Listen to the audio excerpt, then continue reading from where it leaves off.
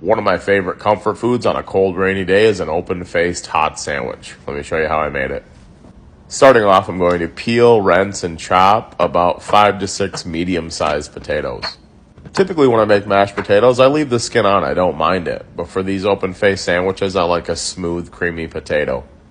We're going to boil those in some salted water for about 15 minutes until they're fork tender and then transfer them into a bowl. While hot, we're going to go back and forth, adding a little bit of butter and a little bit of milk and mixing and repeating until you get the perfect flavor, taste, and consistency. Season with pepper and salt and a little bit of chives, and you have some perfect smooth mashed potatoes.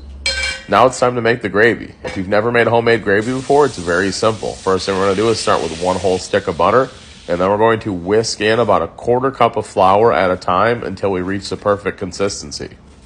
You want to continue to mix this the entire time you're making your roux. You don't want the butter to burn. For 1 stick of butter, I added about a 1/2 cup of flour, and then we're going to go in with our chicken broth. You want to continue to add chicken broth and whisk until the consistency reaches, I was going to say pancake mix, but until it reaches gravy consistency. Season it with pepper and salt to taste, and it should coat the back of the spoon nicely. Once we've done that, we're going to add about 3/4 pound shredded rotisserie chicken and mix all that together. Once the chicken and gravy are fully incorporated and that chicken is heated up, it's time to plate. For the foundation, start off with 3 pieces of white bread. Whenever I have this meal, I have to have an ice cold glass of milk.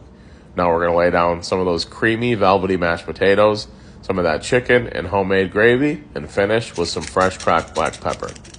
And that's it. This is a delicious, warm, and hearty meal. I hope you enjoy.